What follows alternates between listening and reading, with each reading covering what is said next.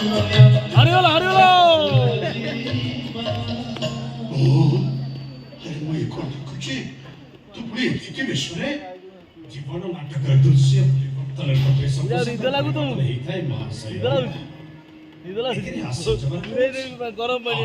ବହୁତ ହେଇଥାଏ ତିରିଶ ପରିବର୍ତ୍ତନକୁ ମୁଁ କେମିତି ଗ୍ରହଣ କରିବି କରିବା ନ କରିବାକୁ ଆପଣ କିଏ ଆପଣ କ'ଣ ସୃଷ୍ଟିକର୍ତ୍ତା ଈଶ୍ୱର ଠିକ ଅଛି ଶାସ୍ତ୍ର କହେ କରି କରାଉ ଥାଏ ମହି ବିନୁ ଆନ ଆଉ କେହି ଯାହା ହେଉଛି ସବୁ ତାଙ୍କରି ନିର୍ଦ୍ଦେଶରେ ରାଜା ହୁଏ ଭିକାରୀ ହୁଏ ରାଜା এই ଯେମିତି ମୋ ଜୀବନ ନାଟକରେ ପ୍ରଥମ ଅଙ୍କରେ ମୁଁ ରାଜା ଘରେ ରାଜା ପୁଅ ହେଇ ଜନ୍ମ ହେଲି ଦ୍ୱିତୀୟ ଅଙ୍କରେ ହେଲି ଚାକର ତୃତୀୟ ଅଙ୍କରେ ହେଲି ଭିକାରୀ ଏବେ ଚାଲିଛି ମୋର ଚତୁର୍ଥ ଅଙ୍କ এই চতুর্থ অঙ্করে সন্ন্যাসী ভূমিকারে অবতীর্ণ হয়েছি মোক্ষ পাইবা পাই কাହିଁକି ନା ନିର୍ବାଣ ପ୍ରାପ୍ତି ପରେ ଜୀବନ ନାଟକରେ ହିଁ ଚମଟିକା ପଡ଼ିଥାଏ ମହାଶୟ ତୁ ସେମିତି କହନି ତୁ ଏଇଠି ରହିବୁ ମୋ ପାଖରେ ରହିବୁ ଆରେ ଏ ଘର ତ ଏ ଧନ ସମ୍ପତ୍ତି ସବୁ ତ ସନ୍ନ୍ୟାସୀ ବ୍ରତ ଗ୍ରହଣ କରି ସାରିବା ପରେ ଧନ ସମ୍ପତ୍ତି ଉପରେ ଆସକ୍ତି ନଥାଏ ମହାଶୟ ଆପଣ କ'ଣ ଶୁଣି ନାହାନ୍ତି ମଣିଷ ଭେଦରେ ସେଇ ଆଧ୍ୟାତ୍ମିକ ବାର୍ତ୍ତା କାହିଁକି ଆସିଛୁ ମନ କିସ ନବା ପାଇଁ ରେ ଆସିଛୁ ଲଙ୍ଗଳ ହୋଇ ଜୀବ ଶୂନ୍ୟ ହୋଇ ରେ ଆପଣ କ'ଣ ଏଇ ଆଧ୍ୟାତ୍ମିକ ବାର୍ତ୍ତାକୁ ଶୁଣି ନାହାନ୍ତି ମହାଶୟ ବୋହ କିଏ ପଳେଇବେ ମହାଶୟ ବୋଲି କଣ କହୁଛୁ ମୁଁ ତ ବାପା ତୁ ମୋ ପୁଅ ମୋହ ସମ୍ପର୍କର ମାୟା ଚାଲ କାଟି ସାରିବା ପରେ ପାରିବାରିକ ସମ୍ପର୍କରେ ଆଉ ମାନେ ଏଇ ସମ୍ପର୍କ କଟିଯିବ ଆଉ 15 ଦିନ ସମ୍ପର୍କ କଟିଯିବ ହେଲା ଏ ଘର ଅପୃଷ୍ଠରେ ଯେତେବେଳେ ମୋର ଜନ୍ମ ନିଶ୍ଚିତ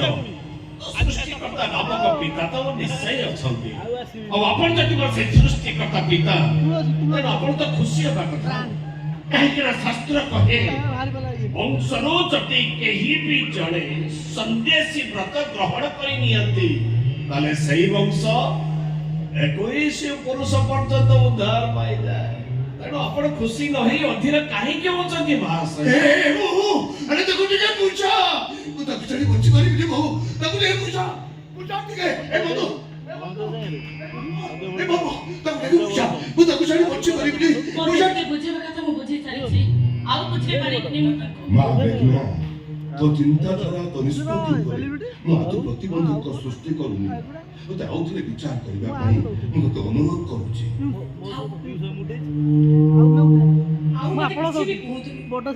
ମୋ ନିଜକୁ ଆଉ କାହା ଉପରେ ସମର୍ପିତ କରିସାରିବା ପରେ ମୋ ନିଜ ଉପରେ ମୋ ନିଜର ବି ଅଧିକାର ନାହିଁ ଆଉ ହଁ ଶାନ୍ତି ନାମକ ଅମୂଲ୍ୟ ସମ୍ପଦକୁ ଅନୁଭବ କରିସାରିବା ପରେ ଆପଣଙ୍କ ଧନ ସମ୍ପତ୍ତି ବିଳାସ ବେସନ ଏସବୁ ଆମ ପାଇଁ ତୁଚ୍ଛ ମୁଁ ମାନୁଛି ଏସବୁ ପାଇଁ ଦାୟୀ ଅଛି ତମ ଦୁଇଙ୍କ ଜୀବନକୁ ବିପଦ କରିବା ରାକ୍ଷସ ହଉଛି ମୁଁ ବର୍ବାଦ କଲୁ ପୁଣି କଣ କହୁଛୁ ମଦ ପିଇବି ମୁଁ ହିତାହିତ ଜ୍ଞାନ ସବୁ ଭୁଲି ଯାଇଥିଲି ଏବେ ମଦ ପିଇ ସବୁ ଛାଡ଼ିଯାଇଛି ଆଉ ଅଛି ମତେ କ୍ଷମା କରିଦେ ଘରକୁ ଫେରିଯା ସନ୍ନ୍ୟାସ ବ୍ରତ ଗ୍ରହଣ କରିସାରିବା ପରେ ମୋର ଆଉ ସଂସାରକୁ ଫେରିବାର ପ୍ରଶ୍ନ ଉଠୁନି ଆଉ ହଁ ଯଦି ଆପଣ ଆପଣଙ୍କର ଭୁଲ ବୁଝିପାରିଛନ୍ତି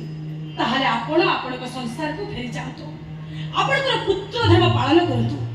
ଈଶ୍ୱର ଆପଣଙ୍କୁ ନିଶ୍ଚୟ ଭଲ ପାଇବେ ବିଳମ୍ବ ହେଉଛି ଆମର ଏଇ ବୋହ ଆରେ ତୁ ତୋ ବାପାକୁ ଏତେ ବଡ଼ ଦଣ୍ଡ ଦବୁ କ୍ଷମା କରିଦେବୁନି ତ ଶାସ୍ତ୍ର କହେ ଆପଣା କଲା କର୍ମ ମାନ ଏଣୁ ହୋଇବ ସାବଧାନ ମୁଁ ତ ଶିକ୍ଷିତ